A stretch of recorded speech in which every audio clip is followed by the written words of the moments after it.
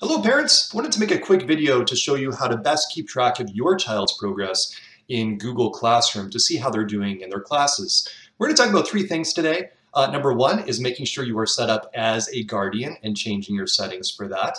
Number two, we're going to go through the weekly summary and how it looks to talk about what you would see and how to make sense of it.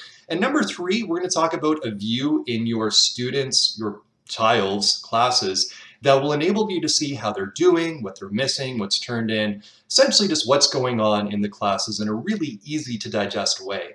So to start off, you are going to go to classroom.google.com/GS, which stands for Guardian Summaries. So again, that's classroom.google.com/GS.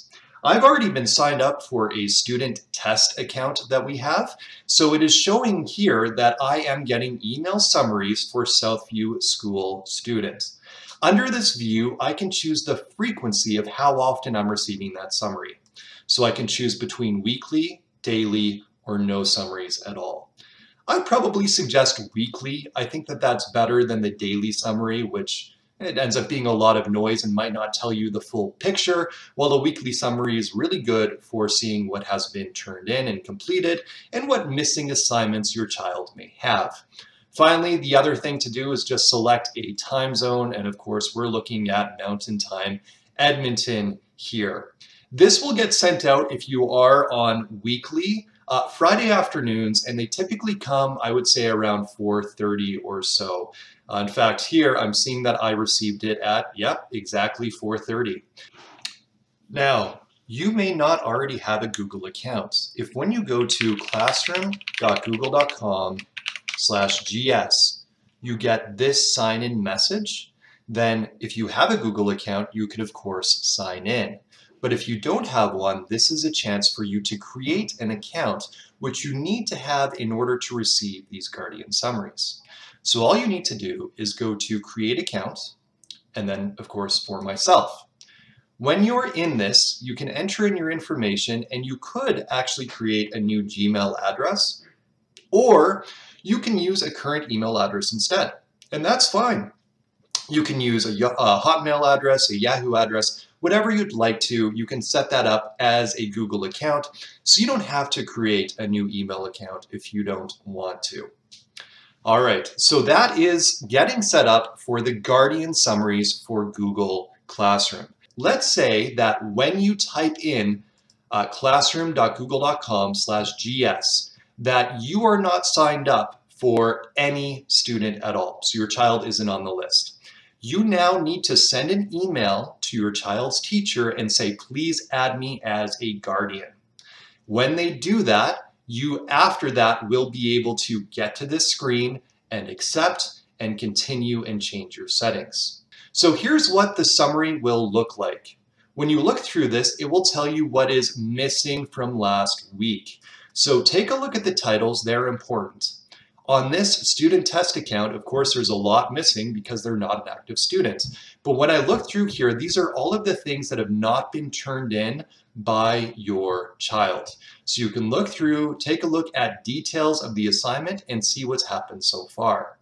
As you scroll down, you're going to see a second heading, and that's due next week. This gives you information for what's coming up in the future, maybe large projects or things that they could be working on for the weekend. So you can take a look at that and see what is coming up over the next little bit here as well. From there, the rest of it honestly isn't very useful. When you continue on to things like class activity, that is anything that the teacher has modified or changed in the classroom. So sometimes there will just be a lot of like noise and old assignments as things are modified or marked.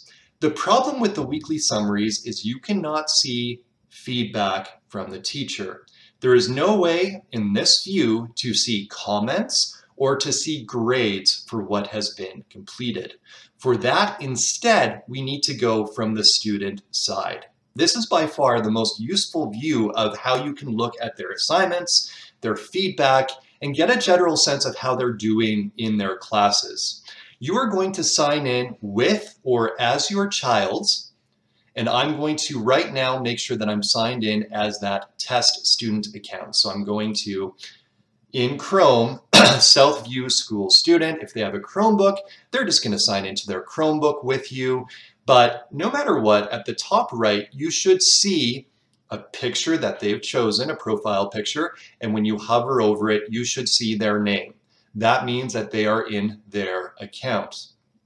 Now, you can go to their classes by going to classroom.google.com, or they can do that with you, and then you can select a class. So I'm going to go to the class that I'm teaching of Science 9A.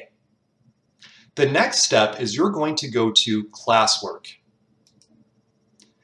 Then you're going to go to view your work right at the top left here. When you do that, you get a view in order of when things were assigned and given to the students, and it says whether they have it assigned, so it hasn't been due yet, it's missing, which means they have not turned it in, or you may actually see a grade of some kind, and then if you click, you can see comments and feedback. So for example, when I click on this assignment, I can see the feedback that I've given to this student as a private comment. Here, if I click on this one, there has been no grade, no comment attached to it. And you can tell if there is a comment by seeing this icon right here, the message icon, and how many comments have occurred. This paperclip simply means that something is attached. That will typically be the assignment that the student is meant to complete. So you can actually click and see how much of that has been completed. This is a great way for you to check over your child's work to see if they've done a good job, or possibly, if it shows as turned in, to see if they've actually turned it in, but they've turned it in blank, which sometimes happens when a child is trying to make it look like they've completed all the work for that weekly summary when maybe they haven't. So again, you are going to go to see this view into classwork, and then after that, view your work. I recommend that you go through this with your child once a week in all of their classes to see how they're doing and to see feedback from teachers to really get a sense of how things are going with online learning so far. All right, that's it. Any questions, let me know.